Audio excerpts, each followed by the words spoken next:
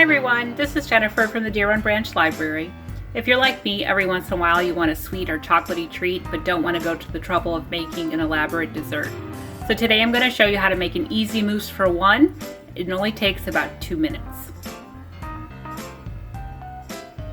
In order to make this mousse for one, you just need 1/2 cup of heavy whipping cream, 3 teaspoons of powdered sugar, 2 small tablespoons of cocoa powder, and a pinch of salt, and a mixer.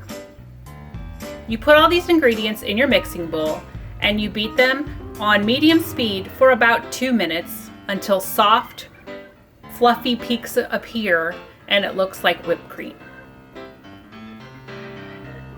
After beating the ingredients for about 2 to 3 minutes, it should look like this and your mousse is ready to enjoy.